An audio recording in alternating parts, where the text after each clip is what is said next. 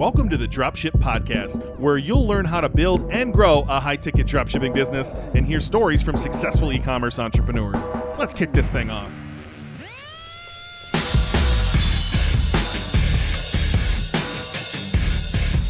Hello, and welcome to the Dropship Podcast. John here with you again for another solo episode.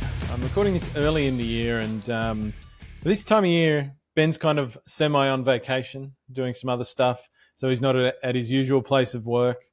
We tend to, I tend to kind of like to fill the gaps. We don't record as many podcasts. Some of the podcasts you hear at this time of year, early in the year, sort of January, February, we actually recorded the previous year. So we don't get together much at this time of year. It's kind of our chance to have a break from each other. As many people tell us, we're like a married couple. I think sometimes it's good to have a break from one of the significant people in your life. So I tend to just fill some gaps with podcast episodes about topics that pop up, website teardowns, things I'm doing elsewhere, until we're sort of ready to get back into it and start recording together again for the year. So this is another one of those episodes, and this one came about because people listen to the podcast. A lot of people start businesses from listening to this podcast, which still, even after we've been doing it since 2021, is wild to think. I think we're nearly up to 300 episodes, and it's still amazing to think that, people are starting businesses that are making sales just by listening to this podcast. I don't think there's many podcasts out there that can have a claim to fame like that. And to us, to me and Ben, that's absolutely amazing. So there's a lot of people starting high-ticket dropshipping businesses listening to this podcast. And of course, part of starting a high-ticket dropshipping business and part of what we talk about a lot is running pay-per-click ads on networks like Google Ads, Google Shopping, or Bing, as it might be. And there's a few other places that over time you might run some paid traffic ads. And we get a lot of comments, I think, in our Facebook groups. This is also true in our membership, from people who are kind of, I think, having trouble getting their heads around the concepts involved with running paid advertising for their e-commerce businesses. And that doesn't surprise me. I think my observation from working with people who are running pay-per-click ads for many years now is that it's kind of either something that you just naturally take to, like it instantly kind of clicks for you in your head, or it's something that it just takes longer to get your head around. You're either going to be one of those two people. Now, if you're in the group of people that it all just kind of clicks and it's like the language you talk, and it's this is a smaller group of people, by the way, then fantastic. If you're in the other group of people where it doesn't immediately click, you have to listen to things 2 or 3 times before it makes sense, that sort of thing. This episode might be one of those, by the way. That's okay. Don't freak out. There is nothing wrong with you. It's very, very normal. And it certainly doesn't mean that you can't have success in your business in the beginning when you're doing it yourself with paid traffic. It just means, like I say, maybe you need to listen to things 2 or 3 times, and you should feel okay about doing that. Maybe you have to ask more questions. You should absolutely have somebody that you can, seek help and feedback from when you're doing marketing for your business. And if you don't have that yet, well, I think one of your priorities needs to be to go out and find it, because that is going to speed up your journey astronomically. Certainly in the beginning, when I first started running paid marketing and paid traffic for high-ticket dropshipping businesses, which was my first experience in business, I didn't really have any people who knew a lot more than me about this sort of thing that I could bounce ideas off or check if I was doing the right thing. There was just a lot less content online back then, and so it was a bit harder. And it's not even really that there wasn't so much content. There's a lot of content out there today. Unfortunately, a lot of it's incorrect, particularly when it comes to paid traffic. And a lot of it also isn't relevant to high-ticket dropshipping, which is the business model that we talk about on this podcast. So in this episode, I kind of wanted to help people. I see a lot of questions that clearly indicate that people haven't got certain concepts, haven't got their head around certain concepts, and there are some mindsets here that if you can get those straight for yourself, it really helps you to do the work of managing your paid-per-click ads. And that's primarily what we're talking about here. I'm not going to talk about how to set up Google Shopping ads or Bing ads or anything like that. We have talked about that a little bit in other podcast episodes. So if you go back, you'll find podcast episodes about things like Google Shopping, how we set up ads in the beginning. It's a pretty difficult thing to teach 100% accurately on a podcast. I'm not going to lie, the setup stuff and how to get it all right. So if you do want to really learn how to do it, I highly recommend that you go and get one of our programs, Dropship Breakthru, get our launch program that has how you set up Google Shopping ads in the beginning and make your first sales with those in our launch program, dropshipbreakthru.com/launch. Or there's obviously our full program, which has a whole bunch more. You can just go to dropshipbreakthru.com/join if you want to check out the details on that.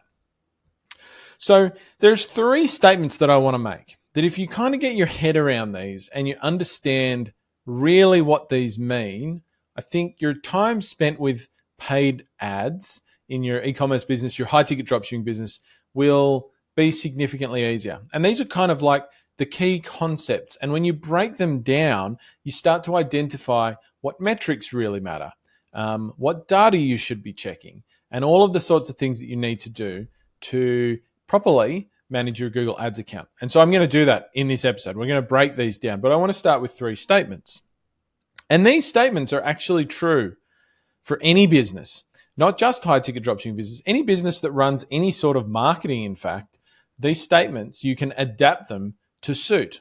So, number 1, paid traffic is about sending the right person to the right page at the right time for the right price. If you've been getting tons of value from the podcast and you want to learn more about high-ticket dropshipping and interact with a fantastic community of high-ticket dropshippers, we've got a free Facebook group that you can join right now today. So if you head over to Facebook and search for Dropship Breakthru, you'll see a Facebook come up that has on the end of it High-Ticket Dropshipping Mastery for New Entrepreneurs.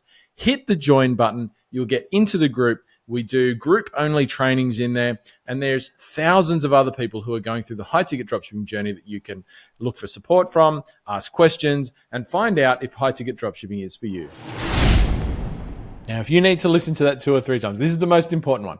If you need to listen to that 2 or 3 times, do so. This is the one you really need to get your head around. And I'm going to come back and break that one down. The second one is paid traffic isn't directly about conversions. So you'll notice in the first statement, I didn't mention sales at all, right? Right person, right page, right time, right price. At no point did I say that paid traffic is about sales, right? There is nothing about sales in that statement. So the second statement is paid traffic is not directly about conversions. Now, something that almost all people who are in the beginning stages of running paid traffic will say is, oh, my ads aren't converting. Instantly, that is a wrong statement to make. And it shows an internal mindset that is incorrect about what you're actually doing with paid traffic. And you need to change that if you want to get good at getting results from paid traffic. And the third statement is every niche, and I'm going to do this in a high-ticket dropshipping specific way. Every niche has a finite amount of profitable paid traffic, right? So for every niche, there is only so much paid traffic you can profitably get from Google Shopping or from Bing, or if you get more advanced down the track and you use social media ads. There is always a cap, and the cap is different in every single niche. It's not the same. For some people, it's going to be multiple 7 figures of revenue can be made from these sources, maybe more. For some people, it's going to be less than 7 figures. Now, once again, a year, that is, in revenue or sales. Now, once again, that doesn't mean that if there is a niche out there that can't do multiple 7 figures or 8 figures a year from paid traffic, that it's a bad niche. Because remember, over time, paid traffic is not the number one traffic source for high-ticket dropshipping businesses. Organic traffic, word-of-mouth traffic, these are far more significant over longer periods of time. But in the beginning, it is going to be one of your main sources of traffic and one of the things that you do rely heavily on. So I want to go back to, I'm going to dive into the second statement first. Paid traffic isn't directly about conversion. So as I mentioned, one of the first things that people always say is, my traffic's not converting. And they assume that the reason that their ads are not converting lies solely within their ad account. And sometimes that may be true. And when we look at our first statement, right person, right page, right time, right price, that will determine if your paid traffic does play a role. But usually the problem isn't the paid traffic. It's the website. It's the offer. In a recent episode, I did talk about the 40-40-20 principle in marketing, which is 40% of the chance of conversion comes from your traffic, the quality of your traffic, is it the right traffic? 40% comes from the offer that's made to that traffic when they arrive on the website. Remember, your customer makes the decision to buy from you when they're on your website or when they visit your website for the 7th time or the 20th time. They don't make it when they're looking at your ad, the first time in particular. So thinking that if you've got conversion problems, if you're not seeing the sort of return that you want, whether that's any sales at all, or you're just not making enough sales to be profitable, for high ticket dropshipping in particular, more often than not, the answer doesn't actually lie in the traffic. It lies in the website and the offer that's made on the website and how that compares to the rest of the market. So that's a topic for another day. Once again, that's something we've talked about a lot on this podcast in various places. Now, I want to go back to the first statement. Paid traffic is about the right traffic or the right person, because remember, your traffic is really just people who are coming to visit your website, who are making searches, and we're primarily now just going to talk about Google ads or Bing ads, so pay-per-click ads on search networks. While these concepts do absolutely hold true for social advertising, so you might be advertising on Pinterest or Facebook or Instagram or TikTok or wherever it might be, I'm going to focus here on breaking these down in respect of Google shopping ads. It would also apply to Bing shopping ads in the same way, because that's where people are starting for high-ticket dropshipping, which is what this podcast is all about.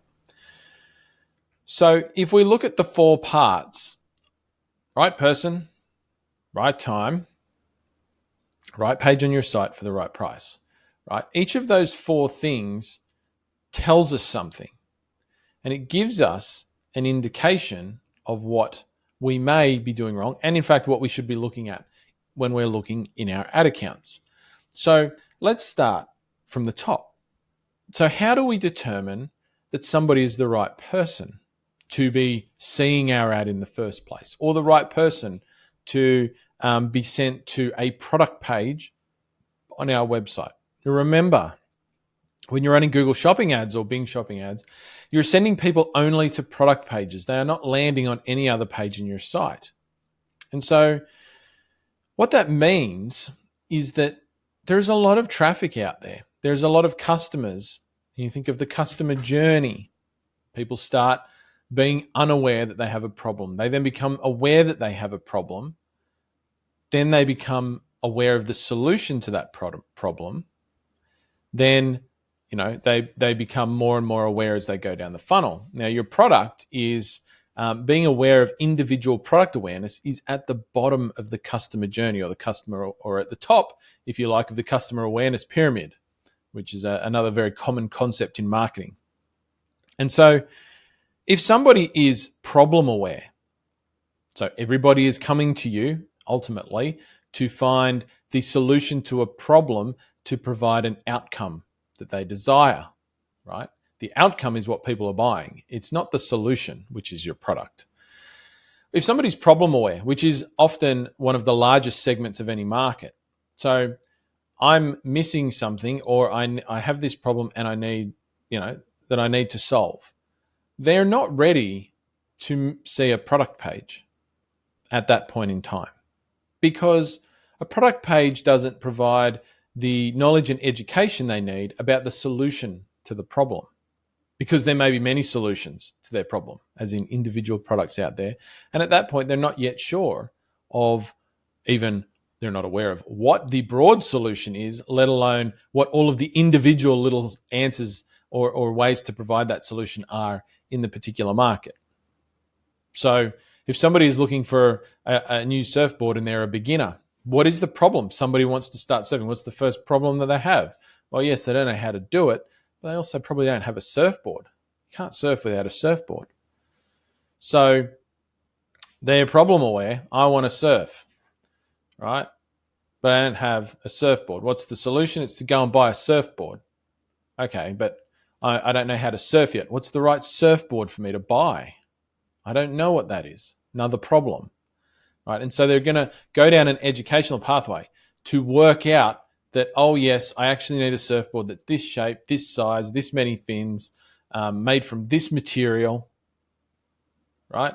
Before they can even look at products. There is no point. So for somebody who's on a Google search engine, making searches around what is the best surfboard for a beginner, or even just beginner surfboards, maybe they search that in Google because there are so many different variations. They are not the right person to be seeing your Google shopping ad.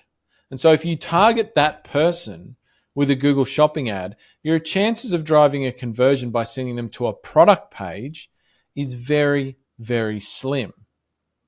And so from a management and profitability perspective, we don't want to be running Google shopping ads to people who are searching very top of funnel searches, which would typically fall in our high priority campaign.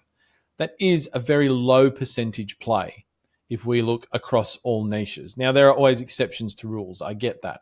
But by and large, and I've looked in hundreds of Google shopping accounts that are making sales at this point, hundreds and hundreds. I've managed over 100 directly myself. That sort of traffic is unlikely to ever convert for you. And so if you're looking to manage your account, one of the first things you should be looking at is, am I focused on the sort of search traffic, the person that is right to be seeing a product page? Is the product page going to be giving them the best result that they can have at their point of the journey? By comparison, if somebody comes on and searches for a 7-foot mini mal with 3 fins, soft board, let's say, and I happen to have one product that fits that description exactly, then that is the right time, the right person to be showing that to. And so that search traffic for me would be one that I would find very valuable to my business. And so I would want to advertise on that. And so your first question, whenever you're thinking about getting in and managing your Google shopping ads or your Bing shopping ads, is very much looking at, looking at your search term reports in each campaign and saying, do these search terms indicate that I'm getting the right people to see my ads at a point in the customer journey when showing them an ad for an individual product is the best answer for them? Now, for people at the top of the funnel, the answer is actually usually an organic traffic answer. You're far better seeking to rank pages in search engines that help them, that educate them, that move them from where they are to a place in the customer journey where looking at individual product solutions is the right thing for them. Now, that's a judgment call. There is no clear-cut guide to tell you in your particular niche exactly which search terms you should be showing and which search terms you shouldn't be showing for. You have to make that judgment. This is one of the decisions that you as a business owner have to make. But I would encourage you, particularly in the beginning, to err on the side of caution. Be conservative. Now, your niche may be one where you get more conversions coming from really basic, generic type search terms, but that's unlikely. So don't plan for it. Start conservative. So be more restrictive with negative keywords, particularly in your high priority campaign, because you shouldn't need to add any negative keywords in your medium or low priority campaigns if you've got it set up properly. And then over time, as you establish profitability, you can loosen up the reins a little bit. Get rid of some of those negative keywords. Let a bit more broader kind of generic higher funnel traffic in and see if it converts. But don't start there. That doesn't make any sense. So from a management perspective, one of your first big questions and first big things that you should always be doing, and you shouldn't be doing this every day, you should be doing this once a week, maybe twice a week at the most. Anything else is overkill. Look at your search term reports and ask the question, in my judgment, is this the right search traffic? Does this indicate that the right person at the right stage of their customer journey is looking at my traffic? If the answer is looking at my ads, if the answer to that is no, or I don't think so, or even I'm not sure, and you don't have the data to suggest that that search traffic is driving any conversions, then you should exclude that search traffic, at least in the beginning, at least for your first 6 months. Because where you want to focus on with your paid ads budget as much as you can is the people who clearly are the right person to see your Google Shopping ads. And the right person to see your Google Shopping ads is somebody who is solution and or product aware. And we can define that when we look at search terms by, are they searching for individual brands? Are they searching for individual models by name? Your products may have models. Are they searching for individual SKU numbers of products, or model numbers, as may be the case? And so if I think of an example of this, one that we talk about from time to time, let's looking at a brand of air purifiers, right? Air purifiers. So a brand of air purifiers in the US is Austin Air. So if I see search traffic, somebody who is product aware, solution aware, that sort of thing, they might be making searches like Austin Air HealthMate or HealthMate Plus Air Purifier. This HealthMate Plus is a specific model of air purifier made by the Austin Air brand. And so there's going to be all sorts of different combinations of those search terms. Or they might just be looking for Austin Air purifier, for example. Now, I'm not suggesting that air purifiers or this brand in particular is one that you should sell. So don't take that assumption from me talking about these products. I'm using it as a very clear example of how search traffic might look. Whereas somebody who's searching air purifier, what can I determine from that? Can I tie that to the Austin Air HealthMate Plus air purifier, that specific product? No, I can't, because there are many air purifiers on the market. I do not know what air purifier that individual is looking for. What type of air purifier? Do they want a commercial one? Do they want a residential one? I have no idea. Do they want one with certain features? Do we want one that's going to deal with smoke, with chemicals, or do they just want one for allergies? I know nothing about that. So to send somebody who searches simply air purifier to a product page for a specific product is very, very low percentage, because what if that product isn't going to provide the exact solution they need? Because there are many different variations of the air purifier solution on the market. I'm likely just to waste my pay-per-click, my cost per click, on that visit to my website, because I served them a product that they're not even aware is the right solution for them yet. However, to go a little step further, if somebody searched, air purifier for multiple chemical sensitivity. Now, the Air HealthMate Plus air purifier is suitable for dealing with, for assisting people who suffer from MCS, right? And so while it's not as specific as saying Austin Air HealthMate Plus air purifier as a search term, it's still quite specific. And I can still tie it more specifically to this particular model, because when somebody lands on that product page, my product description is going to tell that person very clearly, or my features and benefits, bullet points on that page are going to tell people very clearly that this HealthMate Plus air purifier does help those who suffer from MCS. And so my chances of a conversion are much higher. But also I know from that search term that person has a higher level of education about the problem, the solution, and the products than somebody who simply searches air purifier. And so should really be your main guiding light. I see people waste so much money on search terms where they can't actually deduce the intentions or the psychology of the searcher, of the potential customer from the search traffic, but they're paying for them anyway because, I sell that sort of product. No, that's not good enough. You have to be more restrictive than that. Yes, you can have generic traffic because generic traffic can often be more specific, but you shouldn't have it all. You have to exclude some of it, and that's how you work it out. And like I say, it is a judgment call. So use your judgment. You're a business owner. More times than not, you're going to get it right if you're on the side of conservatism.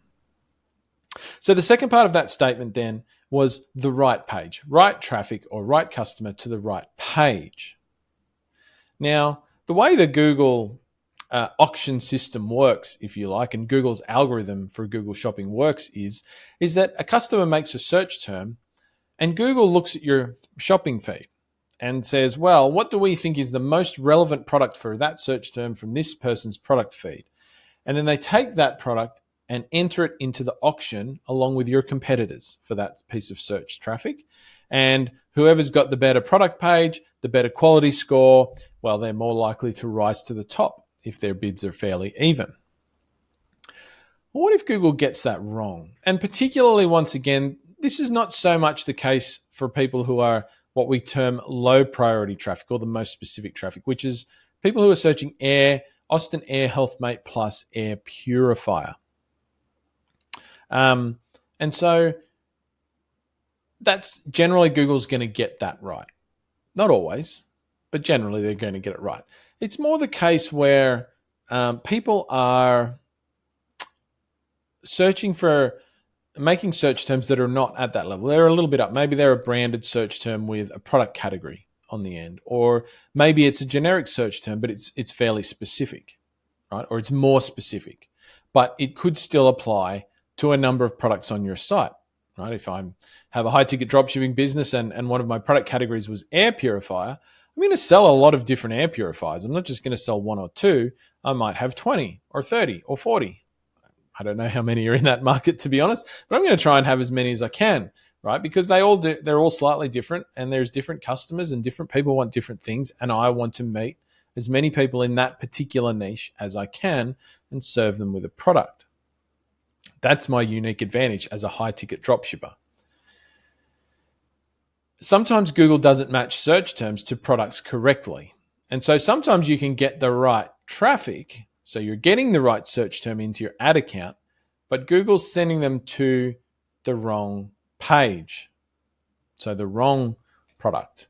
And so obviously if that's the case, you get the right traffic, but they're going to the wrong page, then your chances of a conversion are reduced. They don't go away because that customer may navigate around your site. But if you look in your Google Analytics account at your Google Shopping traffic generally, you're going to see a bounce rate of between 60 and 80% for Google Shopping or Bing Shopping traffic. What that means is that people are coming to your site. They're saying, okay, I've seen the product that's on the end of that ad. I've seen the page. Now I'm going to leave. And they leave without looking at anything else on your website. They don't navigate to anything else. And so what that means is a bounce, like 80% bounce rate means 80% of your paid traffic is looking at one page on your site and then leaving without navigating any deeper into your site. And so if you are getting traffic you're getting traffic of that nature, not right at the bottom of the funnel, but somewhere lower, middle, but not high, and you're seeing a very low click-through rate. So click-through rate is a very important metric for us to look at in our Google Ads accounts. If you're seeing a low click-through rate, one of the things that can indicate is that you're serving the wrong product for a particular search term. Once again, the data for this is in your Google Ads account, in your search term report, and in your ad groups and product groups within your campaigns. You can find this data. And so, there's two reasons. Well, there's three reasons why you may see a low click-through rate. And you want to try and as an optimization metric in Google Shopping and Google Ads in general, you want to increase your click-through rate as much as possible because a higher click-through rate sends a signal to Google that customers think your ads are more relevant. And relevancy is a metric, once again, that has an influence on your performance in the auctions when Google decides who's going to be at the top of the ads and who's going to be at the bottom.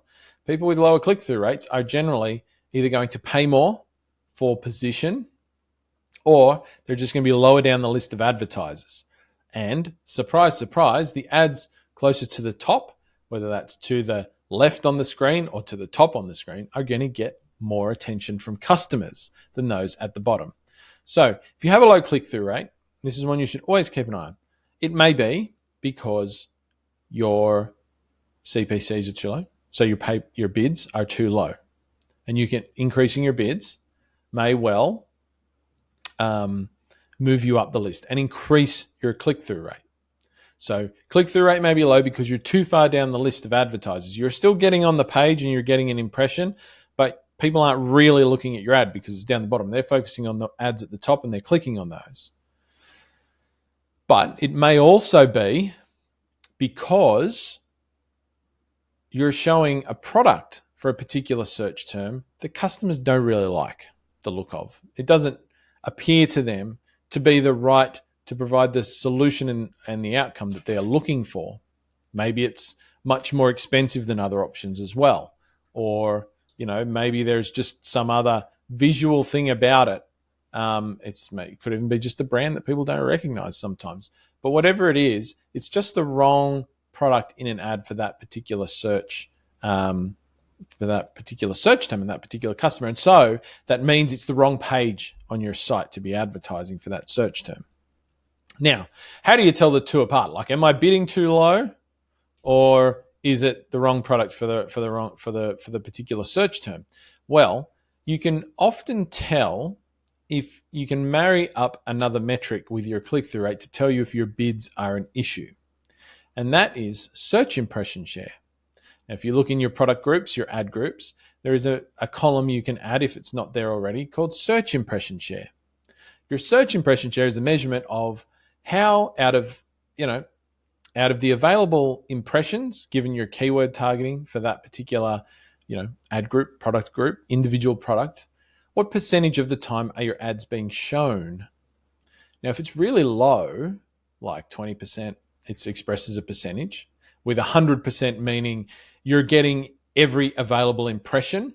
And remember, you have to get an impression to get a click first. That's why we talk about impressions. Whereas if it's less than 10%, let's say, it means you're only getting in front of relevant traffic less than 10% of the time. So you're missing a massive opportunity, quite likely. And so if your search impression share is low and your click-through rate is low, and low would generally be below 0.9 or 1% or even 0.8. If your click-through rate is 0.2 or 0.3 or 0.4, or I would say even 0.5, it's too low. It should be higher for Google Shopping traffic. If it's really low and your search impression share is low, that likely means that your bids are not very competitive. And so I would experiment with raising them first. And if you start raising them, let's say your bid was 30 cents and you raised it to 50 cents, waited a few days, looked at those metrics again. If your search impression share is going up, is higher, and or if your click-through rate also goes up a little bit, and remember in Google Ads, for example, or Bing Ads, you can compare two date ranges together. So if you make a change, compare the days following that change to the days prior to that change. Do you see differences? Obviously, if you can compare the longer period of time, you can compare the more reliable a data set is. But, you do what you can. If you get an indication that things are going up as a result of changing your bids, then it's likely your bids that are causing your click-through rate to be low and not Google putting the right page together with the right product. Now, however, on the flip side, if your search impression share is pretty good, and so what's pretty good? Well, in your low priority campaign, it should be as close to 100% as possible, but anywhere between 80 and 100% is fantastic. In your medium priority campaign, it would be a bit lower. So anywhere from probably 60 to 100% is fine, anywhere in that range. But in some niches, it may actually be lower. And we're going to come back to the deciding factor here. There's an extra little interrelation here, and that is with your conversion rate and your ROAS and your return on ad spend, which is the final kicker. I'm going to get to that, and that does relate to your bids. In your high priority campaign, where you're getting the most generic traffic or the more generic traffic, it could be as low as 20 to 50%. Somewhere in there is okay. Now, if you saw a higher search impression share and you thought my search impression share is pretty good, the search terms that I'm getting look pretty good, so I think I'm getting the right person to see my ads, and I think I'm getting in front of all of the available people, but my click-through rate is very poor, then it's more likely that your problem may be that Google is showing the wrong page to the right person. And so you want to look into that further and maybe test sending some of those search terms to a different page on your site. Sometimes Google can get a bit fixated on individual products, and they'll send a lot of traffic to individual products. And you might look at it and say, well, I actually don't think that's the best product from that brand. Or I think, that I know there's another product from that brand that sells better than the product that Google's showing. I need to change that. Or you might say, well, I can see this particular brand is getting these generic terms, but I actually think from my knowledge of my market and my customers that this brand over here, the products in that brand are better suited to those search terms, right? That might be something that you need to fix, or at least experiment with trying from a management perspective. And so how do you do that? You can do that by either increasing and decreasing the bids on individual products, or pushing up bids. So if you're talking about your high priority campaign where you have generic traffic, if you bid a little bit more on one brand than another, for example, Google is going to reroute some search traffic to the brand with the higher bids because you're offering to pay more. It's more competitive. You can also do this by utilizing ad group level negative keywords. So you can exclude search traffic in one ad group and see if Google will put it in another ad group, and so on and such forth. So this is something that you should think about. You always want to make sure that your click-through rate is as high as you can get it. So like I say, 0.8, 0.9, 1% is fine. If it's above 1%, that's quite good for this particular business model and selling higher ticket physical products. But if it's 0.2, 0.3, 0.4, then you do have some management issues that you need to work through, and those are the things that you should think about. Now, the right time, the next part of that statement, sending people to the right traffic, to the right page at the right time, is kind of also tied up with search traffic. So it's kind of the same thing. The right time goes back to the concept that some people are not ready to be shown the point of purchase. And so showing it to them prematurely is not going to have any effect. So if I'm not ready to, make a sale or complete a sale as a customer, then because I'm still too early in my customer journey, then showing me a product page is not relevant. And so I may still click on a shopping ad because I'm trying to learn things, but from you as a business owner, you need to take more responsibility than that, than just saying, wow, the person clicked on the ad, so they're clearly interested.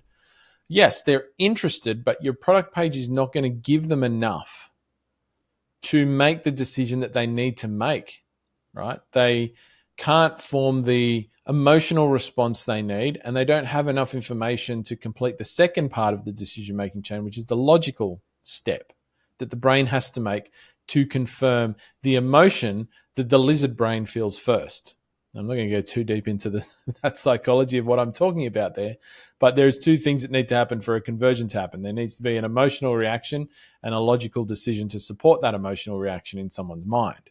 Otherwise, if those two steps are missing, sale does not happen. And so if somebody's at the wrong stage, if it's the wrong time to be seeing a shopping ad, then you should absolutely not be showing them a shopping ad just because you can. Once again, this is the path to low profitability and or no sales, right? So you are going to see traffic in your shopping ads that you think, that looks like a good search term. Why am I not seeing any sales from that? Now, if it's not brand, if it's a generic, and once again, where are people going to lose the most money when it comes to pay-per-click ads? For high-ticket dropshipping, Google Shopping ads, it's going to be in the high-priority campaign.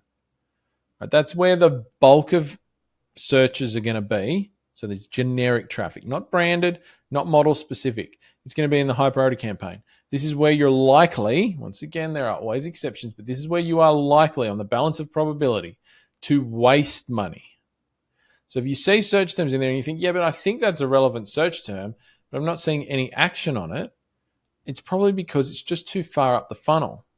It's too far towards the start of the customer journey in that particular niche with that particular customer for the types of products that you sell.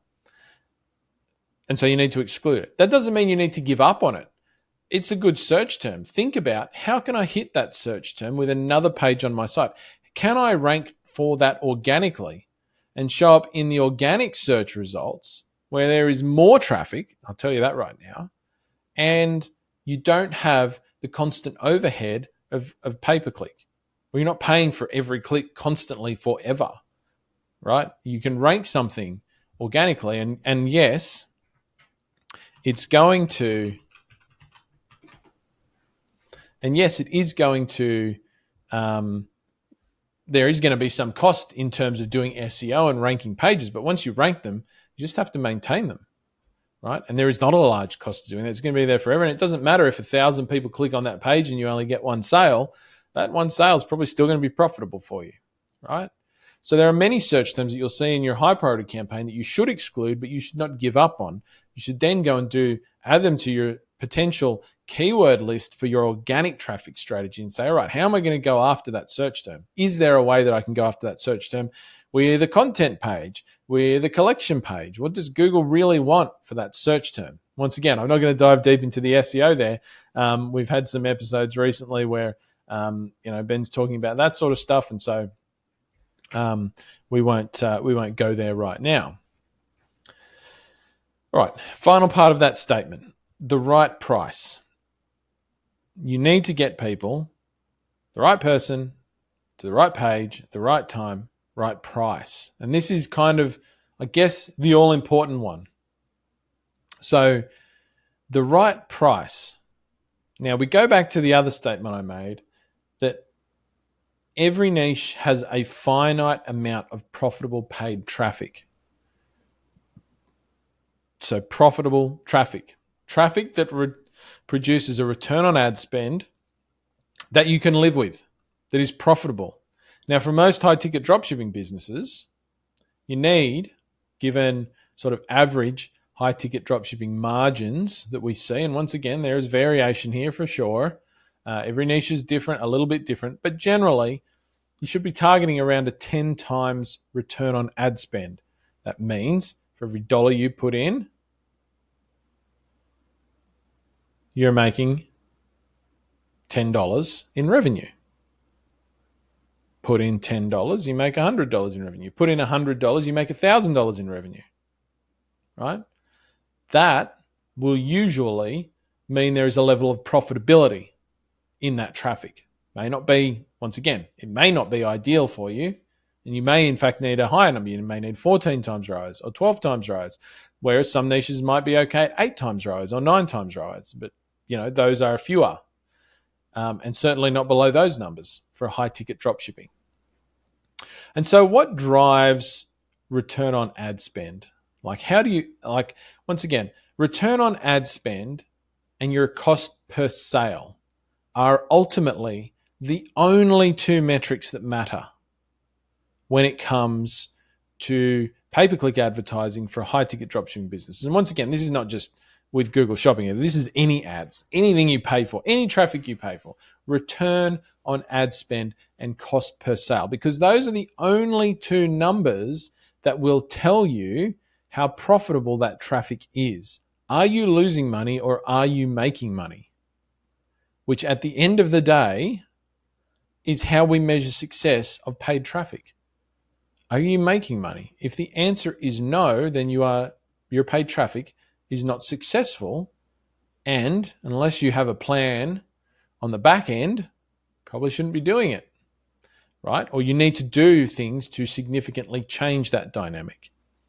You need to go looking for why is that the case, right? And like I say, the answer to that for most people is actually probably not in their ad account, or the full answer is not in their ad account. I see more often than not it lies elsewhere in their marketing chain, the website, the offer, for example.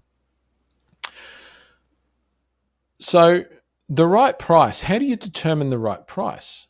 So you don't want to send people to your website for the wrong price. That's probably going to mean that you're losing money. Although sometimes the wrong price can mean you're not actually paying enough. So from time to time, we do see people who are profitable and they don't even realize it off their paid traffic because they don't have a strong enough grasp of the numbers that are involved. And they should actually be spending more.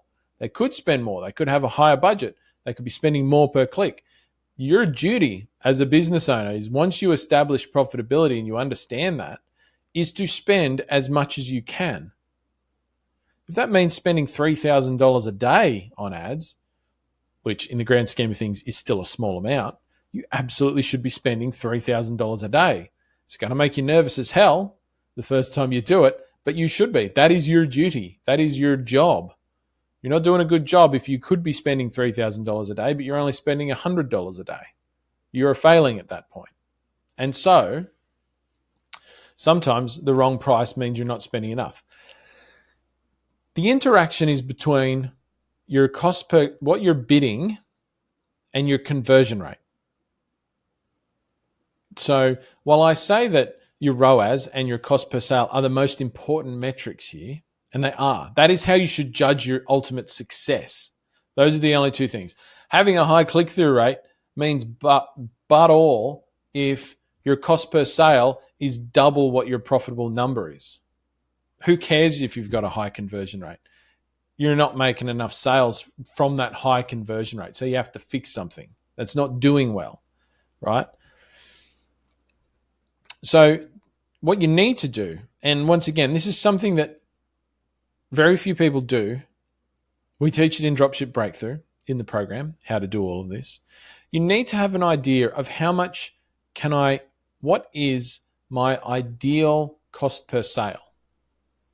So you need to know this. And you need to know it at least on average for your business as a starting point. In the beginning, it can be hard to know this. So you need to at least work out, on average, if I make a sale for every $100 that I spend on ads, I'm likely to be profitable. That's good. That's actually a step further than a lot of people get in the beginning. You can then refine that down to, well, for this brand, I know what the margins are, because your margin is going to play a role here. And so if I know that my margins are 35% on this brand's products, then I can probably say, well, my cost per sale, that's quite good. I know the products are a bit more expensive. I could probably get away with a $200 cost per sale on those products and be profitable in a happy way, right? Or maybe for some products, it's going to be $500, right? I mean, I sell products with a 50% margin, and they're like $3,500 products. So that means I'm making, more than $1,000 every time I make a sale. Take away some other overheads, and it's still got over $1,000. Well, I might say I'm happy to spend $500 in paid traffic to make a sale of those products, because I'll still get over $500 in my pocket, and I'm okay with that, because my goal is market domination. So I'm going to try and make as many sales on those as I can, because that means none of my competitors are making sales on those, and I'm strangling them, right? Taking them to the deep end. That's my approach to business. If you ever think of competing with me, that's what you're going to get. And so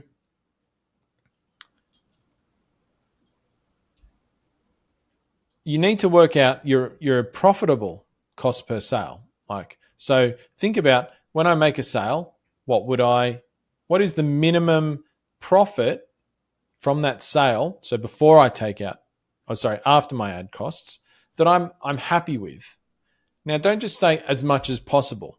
As much as possible is always the stupidest answer to that question. So if you're sitting there thinking, I want to make as much profit as possible from every sale, you have a juvenile business mindset, and you need to fix that.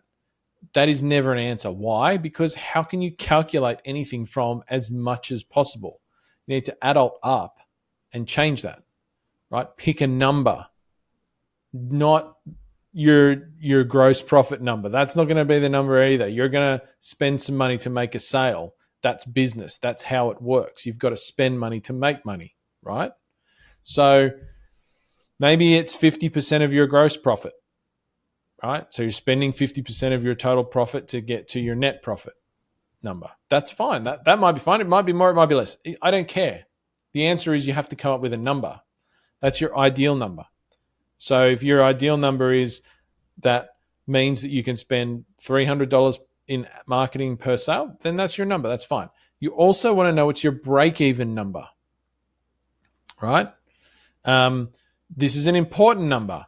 If you can run paid traffic at break-even, then you might not feel great about that in the moment, but that's still an achievement, right? Because you're getting sales, you're getting customer data, you're learning more about your business, you're learning more about what your customers need, and those things are all valuable. There is value in all of those things. Over time, that will become more and more profitable for you, because learning all of those things and gaining all of that is going to help you to run a better business, and it's going to help you to do more and more things well, which will mean your business gets better and better, which means you make more and more sales and more profitable sales, right? It also means that your competitors are making less sales. You should never underestimate the value of taking sales away from your competition. Now, I know we talk a lot about abundance and blah, blah, blah, but let's be real. Let's be real. This is John's view. You can disagree with me if you like. This is John's view.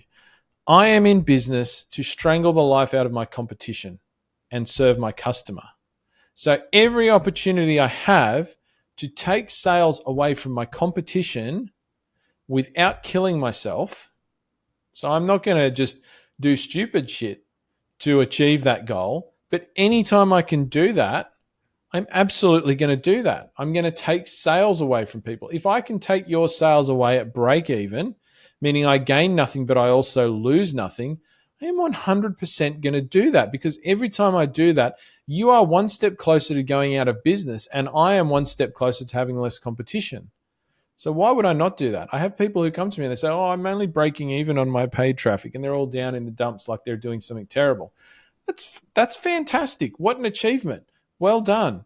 Now you've got a base to work off. If you can maintain that, yeah, sure, you're not putting anything in your pocket yet. If you're early on, that's not a big deal. You're still doing something fantastic. You're only a few small improvements away and a little bit of time away from those break-even sales becoming more and more profitable sales. So know your break-even number as well. So your ideal cost per sale might be $200. Your break-even number might be $400. Right? It's a good number to know, because if you see you're at your break-even, then things aren't bad. If you're worse than your break-even, then there are some things that you need to work out, because if you stay there slowly, you're going to run out of money, right? And you're going to go into a hole, and you've got to get yourself out to. So if you're below break-even, you need to work out fairly quickly what's wrong. If you're at break-even, yes, you still do want to be thinking about how can I fix this, but things aren't bad. And I want to make that normal. There is nothing wrong with doing marketing at break-even. You're still building and growing a business. Every time you acquire a customer, you are growing your business, and you're going to be learning things from that process that will enable you to make your business better over time. If you do it at break-even, like I say, you're going to get better. So know those two numbers, right? Now, if you know what your ideal cost per sale is, and once again, people will ask me, do I need to know that exactly for every single product that I sell? If you sell a smaller number of products, yeah, I'd probably say you should, right? It's not hard to calculate it. You can just automate this probably in a spreadsheet, right? You can build a little tool to calculate this for you. If you've got 5,000 products, no, you're probably not going to calculate it for every product. But what you could do is maybe calculate it for individual brands, because often in high ticket dropshipping, individual brands are going to have individual profit margins, right? So one might be 25%, another one might be 40%, another one might be 30%, another one might be 15%, right? So your ideal cost per sale for each of those might be different based on that, right? So you can at least work it out for different products. Or you could group your products, if you've got lots of products, you could group them into price bands. So, right, know your average margin. So products that are $2,000 or thereabouts, my average margin is 25%. Well, for any product that's in that price range, I know my target cost per sale is going to be about this much. It doesn't need to be exact numbers.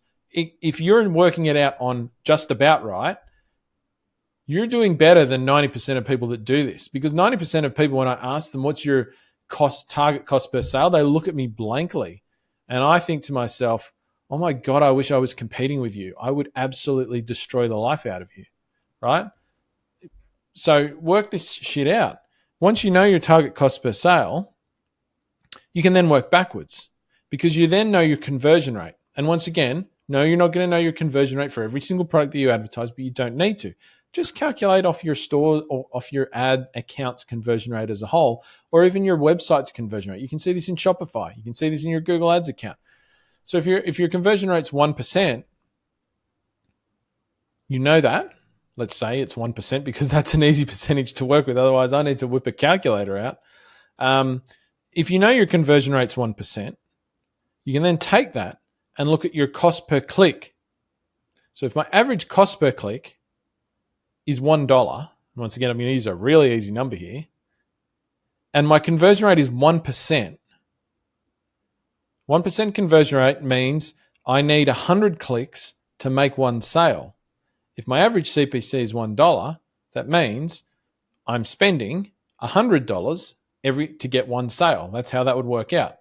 And so if my target cost per sale is $200, my conversion rate's 1%, my cost per click is $1, I'm actually $100 better profit-wise than my target profitability. And so I know in that scenario that I can actually increase my CPC, right? I could go, if my target cost per sale was $200, I could increase my CPC to anywhere up to $2. And if the conversion rate holds the same, I'm gonna go back to my target cost per sale, right? So do you start to see where knowing these numbers really, really helps you from an ads management perspective, from knowing how much should I be bidding? The flip side of that would be if my target cost per sale was $200, let's say, or even worse, let's say my break-even cost per sale is $200, and my average CPC is $3, which would be high, to be honest, for high-ticket dropshipping, and my conversion rate's 1%, meaning I'm getting 100 clicks for every sale. I'm going to be spending $300 at that point. I'm spending $300 to make every sale, and yet my break-even is $200. That means I'm negative $100 every time I make a sale. So I'm losing money, right? And so I need to be looking at that, and because something's wrong there. So what are the answers there? Well, what if I reduce my CPC and bring my average CPC back to $2? Well, if I can do that, I might get a little bit less traffic, but if it converts at the same rate still, then I'm going to be break even. And that's as high as I can bid. I now know that is, as that conversion rate stays the same, that is my finite amount of traffic that I can get for that particular product, for those particular search terms, whatever it is. That's it. I'm never going to get more than that unless I can increase my conversion rate. Right? So think about those numbers once again, the variables. If I increase my conversion rate from 1% to 2%, let's say. And once again, these are unrealistic numbers. Your chances of hitting 2% regularly on a high-ticket dropshipping business are not great. But let's say I did. That means, I'm just trying to use easy numbers here, by the way, but that means I need 50 clicks to make one sale, right? So if my bids were $3, if my average CPC was $3, but my conversion rate was 2% instead of 1%, that means I only need 50 clicks. So I'm only going to be spending $150 per sale. My target, my break-even was $200, so I'm actually now profitable by increasing my conversion rate. Now, increasing my conversion rate may have come from tightening up some search terms that are going into that, whether we're talking here about an individual product or an ad group or whatever. Or it might have been because I did something with my offer, I did something on my website, I became more competitive in some way, I did better phone-based sales. There's all sorts of variabilities in conversion rate, right? But if I'm like, I don't want to reduce my traffic because I think it's good traffic, I think it's the right customer, I don't want to reduce that traffic, but I'm also losing money to make these sales, then conversion rate is your metric that you can try and tweak. If you can increase your conversion rate, you may also increase your conversion rate by doing more retargeting. So this is the one factor that isn't taken into account, and it's really hard to take into account in the beginning. But that person that, for every one of those clicks, of course, there are mechanisms you can employ to follow them up and make sure they come back and convert at another time. Retargeting ads, email marketing, if you can capture their email address. There are other things that you can do there to improve your conversion rate, once again, that you're getting off your front end traffic. And those things can also change that dynamic. So I want you to really encourage you. I think out of all of the things I've said, getting at least a basic understanding of the paid traffic economics of your niche and your ad account, given the products you sell, the brands you have, et cetera, is something that everybody should do. Once again, you don't need to know it. Like, don't come back to me and say, oh, but does that mean I have to specifically work it out in every single circumstance for every single product that I've got on my site? No, that's not what I'm saying. Most people don't do this in the beginning. They don't even understand the economics of what they're spending money on, and yet they'll go spend money on it. And I get it. You got to get in there. You got to have a go. And so in the beginning, your ability to calculate some of these numbers will be at a very high level, and it will be very basic, but it's still better than nothing. Like, you shouldn't spend, people often ask me, how much should I spend per click? And you can work these calculations out for each campaign as well if you want. How much should I spend per click? Am I spending too much per click? Am I not spending enough per click? Well, the process I've just worked you through, the calculations to work out whether you're getting somebody to your site for the right price, will answer that question for you automatically. If you know your target cost per sale, you know your break-even cost per sale, you know our conversion rate, you can calculate your break-even bid and your target profitable bid. So, depending on what you want to go after, if you just want to go after break-even and some of the time it's going to come out better, then you bid your break-even CPC.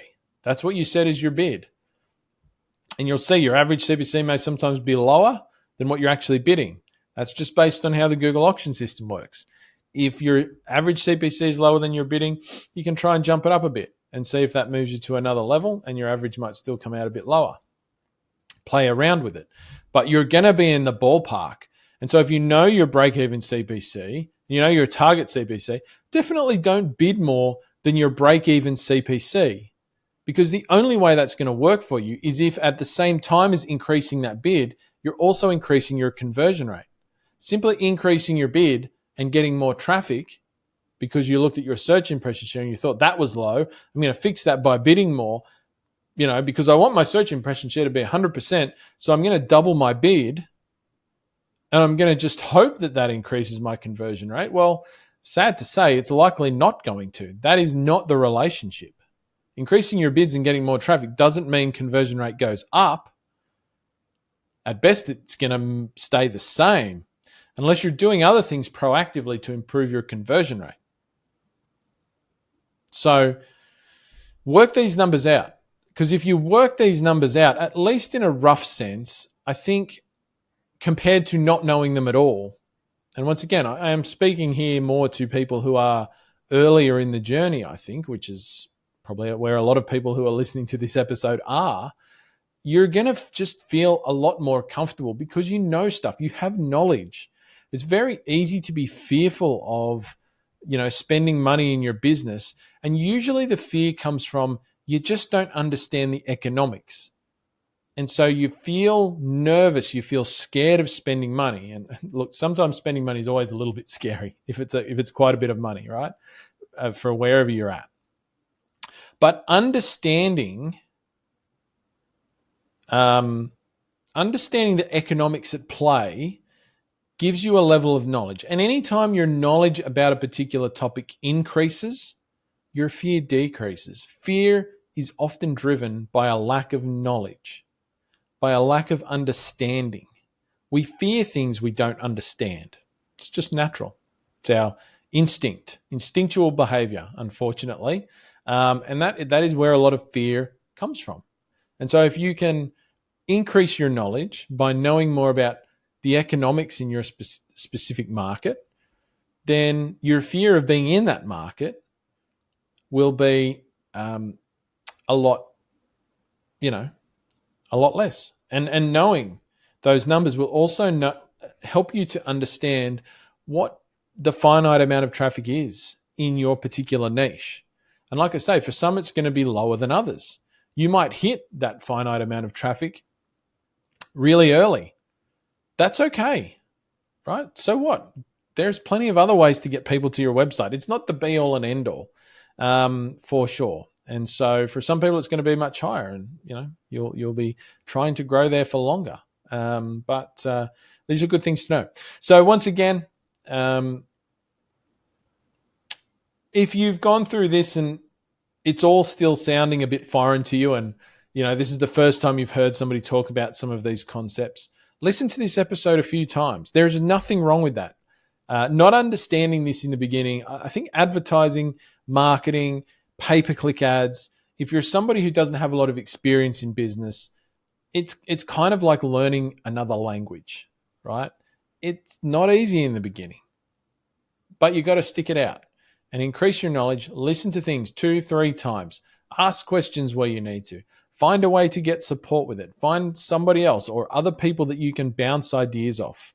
And of course, as always, the best place that you can do that, in my opinion, and the best community of people who are literally standing by to help you. And I'm looking here in our Slack workspace where our elite members are at Dropship Breakthru. And, we have in there, a Google and Bing ads channel where people can go and just ask questions, get feedback about, all sorts of topics. There are literally, pretty much multiple questions every day. And there's just this massive treasure trove of information, of specific questions, of things that people have experienced in there. And it goes way back. It's all searchable.